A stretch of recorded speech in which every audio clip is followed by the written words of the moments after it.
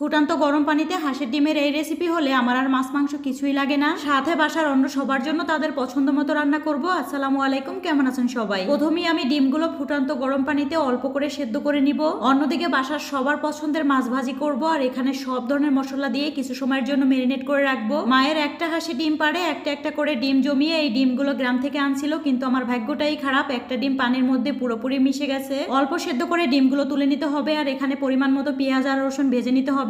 মা যেদিন এই রেসিপিটা বানাতো অন্য কোনো কিছুই আর রান্না করতো না। আজকে আমার এই রান্নাগুলো করতে হচ্ছে শুধু মেহমানদের জন্য। খাবারের একটা আইটেম তো আর দেওয়া যাবে না, তাহলে তো আর মান সম্মানই থাকবে না। পেঁয়াজ রসুন গুলো বাদামি কালার হয়ে যাওয়ার পর তুলে নিতে হবে। এখানে কিছু কাঁচামরিচ আর কাঁচা পেঁয়াজ নিয়েছি, এগুলো বেটে নিতে হবে। এমনিতেও শিলপাটায় বাটা মশলা দিয়ে তরকারি রান্না করলে তরকারির স্বাদ নাকি অনেক ভালো হয়। একই সাথে ভাজা পেঁয়াজ রসুন গুলো বেটে নিব। এবার সব মশলাগুলো ভালোভাবে কষিয়ে নিতে হবে। আমরা সবাই একটু বেশি পরিমাণে ঝাল খাই, তাই একটু মরিচের গুঁড়াও ব্যবহার করলাম। এই ডিম রান্নাটা নারকেলের দুধ দিয়ে করলে সব থেকে বেশি মজা হয়। আজকে আমি বাজারের কেনা লিকুইড দুধ ব্যবহার করছি। অন্যদিকে শুটকি ভুনা করছি, কারণ সবাই শুটকি খেতে অনেক বেশি পছন্দ করে। এই রেসিপিটা আজকে আর আপনাদের সাথে শেয়ার করলাম না। দুধ দিয়ে রান্না করার কারণে ডিমের এই রেসিপিটা দেখতে সাদা লাগে, কিন্তু খেতে অনেক বেশি মজা। অন্যদিকে শুটকি ভুনার তরকারিটাও কিন্তু হয়ে গেছে, আর এটা আমি তুলে নিব। বিকেলবেলা সবার জন্য নাস্তা বানিয়েছি, আর এখন নাস্তাগুলো রেডি করে নিচ্ছি। আমরা বাসায় মানুষ 4 জন, কিন্তু 2 বাটিতে করে নিচ্ছি, এক বাটিতে 2 জন করে খাবো এজন্য।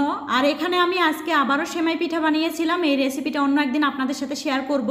আমাদের বাসায় বেশিরভাগ মেহমানই ডক্টর দেখাতে আসে, আর তাদেরকে নিয়ে আজকে হসপিটালে যেতে হবে। শহরের হসপিটালগুলোতে ডক্টর তো সন্ধ্যার পরে বসে, আর ডক্টর দেখিয়ে বাসায় আসতে আসতে অনেক রাত হয়ে যায়। সবাই রেডি হয়ে আমার জন্য অপেক্ষা করছে বাসার নিচে, আর আমি তো এদিকে লেট করে ফেলছি। ঘরের বউদের তো আর কাজের শেষ থাকে না, সেই সকাল থেকে সন্ধ্যা পর্যন্ত কাজ করলেও মনে হয় যেন এখনো কত কাজ বাকি। তার মধ্যে আবার সংসারে কি লাগবে না লাগবে মনে থাকে না, এই রোগ তো আসি। রাতে বাসায় ফিরে সবার জন্য একটু সবজি রান্না করব, তা দেখি তেল শেষ হয়ে গেছে। একটু সরিষার তেল ছিল, ওইটা দিয়ে রান্না করে নিচ্ছি। আর কি করব, লাউ বেশি দিন পর্যন্ত ঘরে রাখা যায় না, তাহলে আর সেদ্ধও হতে চায় না। আর এভাবে ডিম দিয়ে লাউ বাগার দিয়ে খেতে কে কে পছন্দ করেন আমার মতো? শীতের সময় আসলে লাউ যেভাবেই রান্না করুক না কেন, সবভাবে খেতেই ভালো লাগে। আজকে মেহমানদের জন্য মাছ মাংস রাখা হয় নাই, তার কারণ হচ্ছে গতকালকের কাচ্চি বিরিয়ানি খেয়েই আমরা শেষ করতে পারি নাই, আরো কতগুলো বিরিয়ানি থেকে গিয়েছে।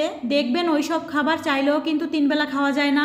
একটু শুটকির তরকারি ছিল, রাতের বেলা আবার একবার গরম করে নিয়েছিলাম। আমরা ছোটবেলা ডাল ভাত খেয়ে বড় হয়েছি, সাধারণ এই খাবারগুলো যতবার খাই ততবারই ভালো লাগে। অন্যদিকে হসপিটাল থেকে আসার সময় জামাই অনেকগুলো বাজার করে দিছে। ছোট মাছগুলো বেছে নেওয়ার ভয়তেই অনেক সময় কেনা হয় না, কিন্তু এই মাছগুলো এত বেশি পরিষ্কার ছিল। কাজকি মাছগুলো দেখে মনে হচ্ছে এখনই আমি রান্না করি, এত বেশি সুন্দর ছিল মাছগুলো। অন্যদিকে কিছু জলপাই, ধনেপাতা আর শশাও নিয়ে আসছে।